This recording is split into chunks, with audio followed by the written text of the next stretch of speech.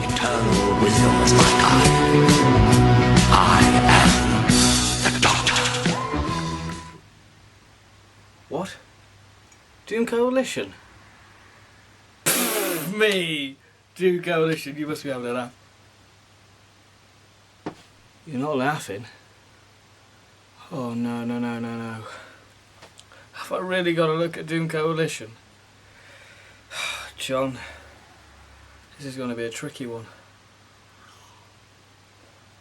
Right, some of you may be wondering, when am I going to look at this Doom Coalition?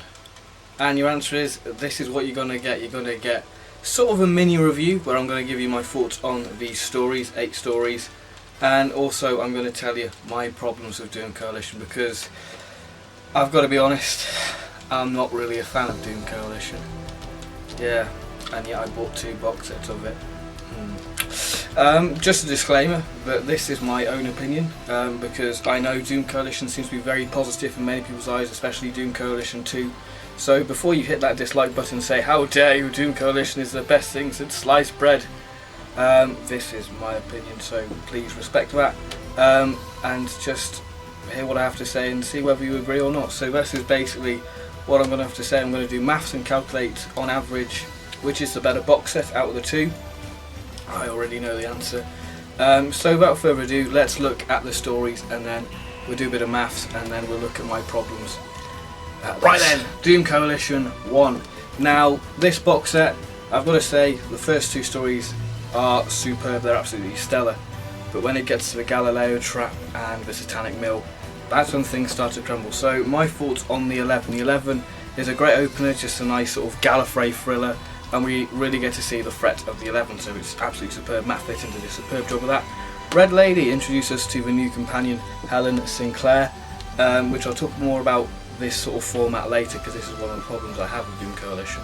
It's a great story, nice little concept, a nice little horror concept, and when this is released, it was released around October, so it's a perfect sort of Halloween listen, that story.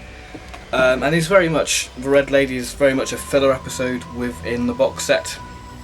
Galileo Trap, when I first listened to it I loved it because it's Mark Platt, and Mark Platt did wonders with the Philip Hinchcliffe box set. But re-listening to it, I'm just like, no, it's just, the sound just goes a bit weird, like it just dips, like really quiet, and you turn up and then it goes really loud and so then you just jump. The plot, it doesn't really go anywhere. Again, it's just a filler episode. I've got to be honest, Doom Coalition is basically filler episodes. But there's not much I can say much about Galileo Trap. Yeah, Satanic Mill, Edward Collier, you give a new writer to close off a new chapter for the 8th Doctor. Wise move, Big Finish, because it didn't really work, because I think that is just, it's painful. I was expecting something so much more for this, because it was sort of hinting at the Doctor's, proper confrontation with the 11 throughout, this box set, with the 8th Doctor hunting down the 11. And the Satanic Mill, we didn't get that. It was something completely different. I was expecting sort of like a gothic thing, like the Fantasy Fair from the Ultimate Foe, but instead we got this rather underwhelming story. So there's my thoughts on Doom Coalition, and I'll tell you my ratings when I finish and do the maths. Right, Doom Coalition 2. I might give an answer which box I prefer. Alright, Beachhead. Paul McGann and the Vords, amazing! Oh, isn't that brilliant? That's such a good idea on paper, but when it comes down to it, you're just like, no. Yeah, this was the main reason I sort of picked up this set, because I really wanted to hear McGann and the Vord. And the Vord, no, they're just a bit naff in it, really. This is very much a filler episode. Again, another filler episode. And the only thing I sort of like about it is that we get a reference to the 3rd Doctor, that the 3rd Doctor encountered the Vord but couldn't detect them. So that's what I like about it. That's the only sort of redeeming feature about it, really, that, no. Right, scenes from her life. John Dorney, can he redeem it? No. I just find it a bit slow. The characters, the supporting characters are annoying. It introduces us to a new villain when the main villain is meant to be the 11. What are you doing? I know Coalition is 2, but it's not exactly Nick Clegg and David Cameron. God almighty. But yeah, it's got an interesting concept which is revealed later on. but I just find it a bit of a drag, a bit of a slog. The Gift, my favourite story of the set, by Mark Platt. Yeah, I just think it's a really nice idea within the story, and Helen gets some bits to do, because I feel that Helen is very much redundant in this thing, and I feel that Helen just needs more time to shine, and I don't feel that she gets it. The Sonomancer, the finale with River Song. Why did River Song need to be in it? She didn't even encounter the 8th Doctor. She gets some nice moments with Helen, don't get me wrong, that's nice. But seriously, for a finale of a box set, it's just really all over the place. It slogs. The pacing is just terrible. But 1 minute it's really fast paced, and it's a slog, fast. The pacing is really difficult. And to think this is by Matt Fitton, who wrote the opener to the series, the 11. It's like two different worlds. Like Matt Fitton, if you catch him on a good day, he's a fantastic writer. Get him on a bad day, and he just crashes and burns. So there we are. Let's do a bit of maths, and then we'll actually go into my problems. Right then, maths time for Doom Coalition 1. Right, so let's get the calculator up. Right, so the 11, that gets 10 out of 10. The Gift, that gets 9. Plus the Galileo Trap, 7. Satanic Meal, I'll be generous and I'll give that a 6. Equals 32. Should divide that by 4. Equals 8. So total rating for this box set is 8 out of 10. Alright box set, 2 fantastic stories, then 2 alright stories. Maths time for Doom Coalition 2. Right, Beachhead, that gets 5 out of 10. Scenes from My Life, that gets a 6.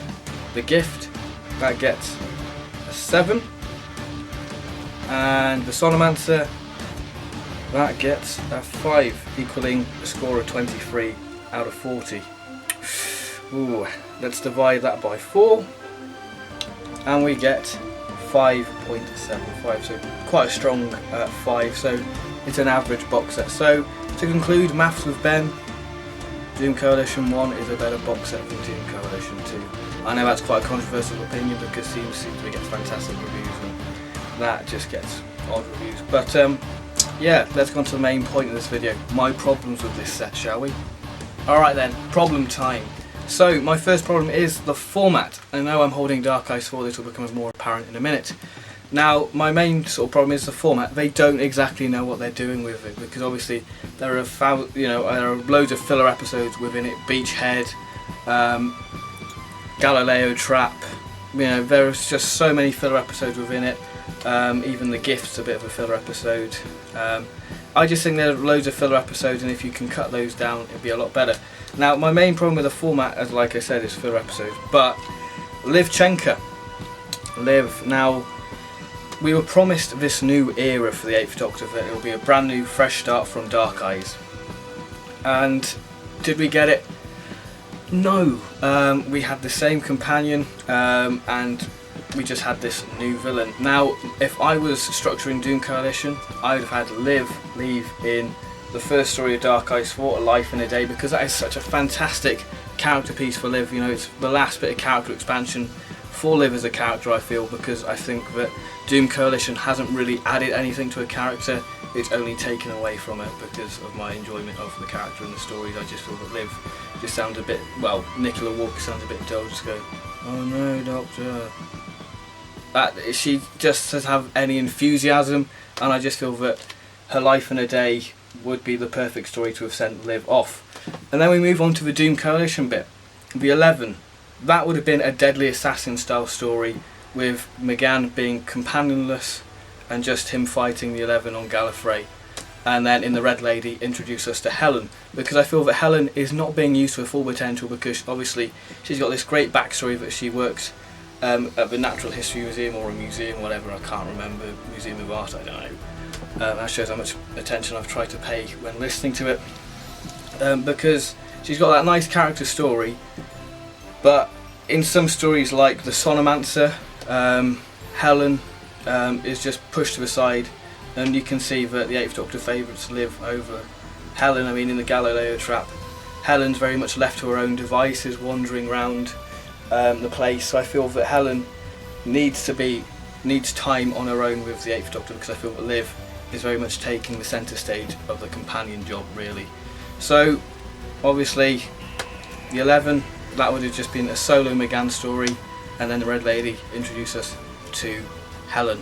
Now onto the villain of the box set, the 11. Now in the 11 he was hyped up to be this great powerful Time Lord criminal, and I feel that we don't get that impression. Obviously we get the impression in the 11, but if you've built this foe up, you are wanting to use him to his full potential.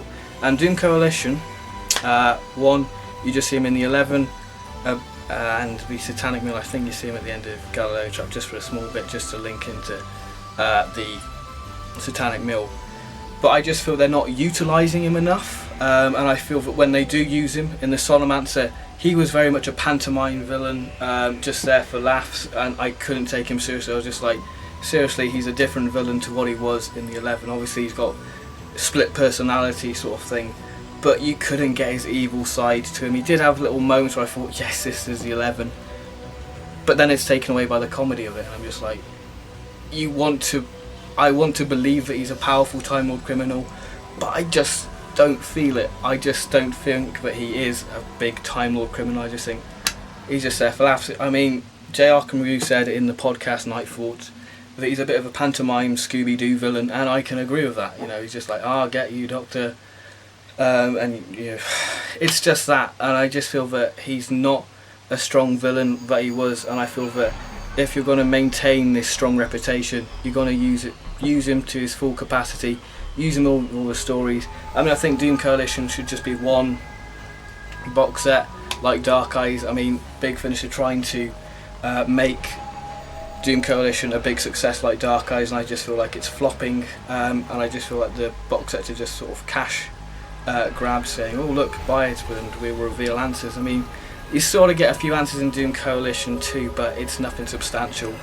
And also in Doom Coalition 2 we're introduced to this new villain. Obviously Coalition means 2, but I feel that she is more of a focus, there's more of a focus on her character than the 11. Obviously I know the 11's already established, but I would prefer the 11 to be the central villain, because he is very much a mastermind. You know, he's locked in his own mind with these different personalities, and to have this new villain introduced just takes away the 11, just makes him to be the comedy person within the story, the comedy villain, which I just am not a fan of, really.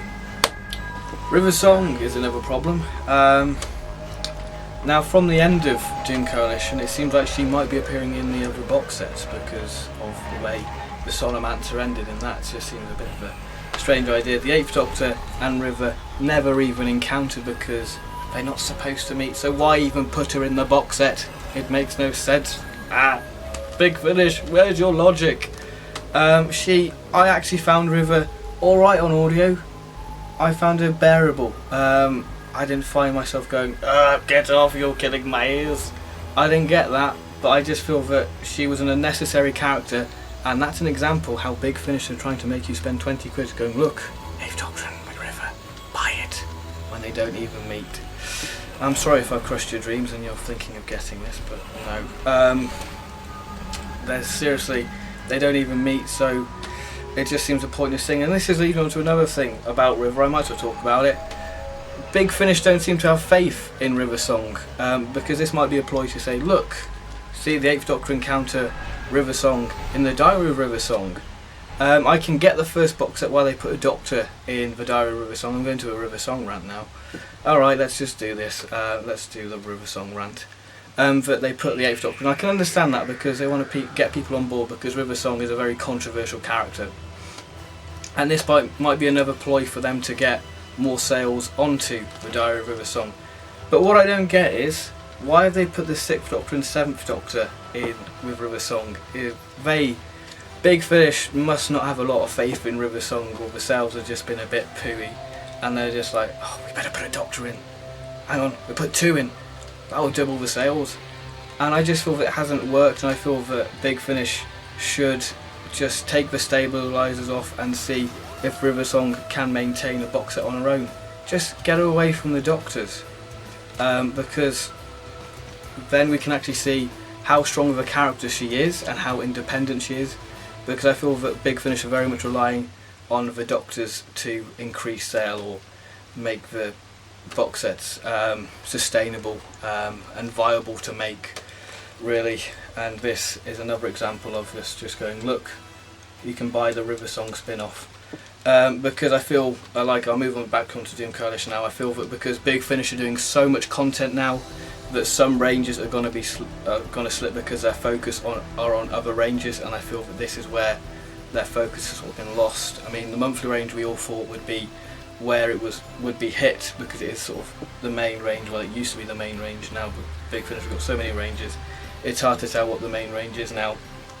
But yeah, it just seems that that's where the focus has been left aside, really, because I just feel that I just don't think there's a coherent plot within it. It just seems a bit run-aroundy. Have a couple of filler episodes, have a bit added to the actual Doom Coalition side, and that's it, really, just a load of filler episodes with a bit of knowledge added. So that concludes my sort of negative thing. Hope I haven't been too negative. But yeah, thank you very much for watching this video. Will I be picking up Doom Coalition 3? I probably will at some point, but it's definitely not a thing I'm gonna rush and buy when it comes out. I'll just be like, oh, I'll get it when it's a $5, or if somebody drops it on the street and doesn't want it because it's crap, then I'll happily take it off them and see if it is crap. But it's gonna need a lot of convincing Doom Coalition 3 for me to pick it up, because I feel that the box sets themselves have been very underwhelming. If you are looking into Doom Coalition, obviously pick up the first box set because it's a better set than this monstrosity. So thank you very much for watching this video, and I'll see you in my next video. Hopefully it'll be more positive, because I don't like doing negative videos, but there we are. Doom Coalition.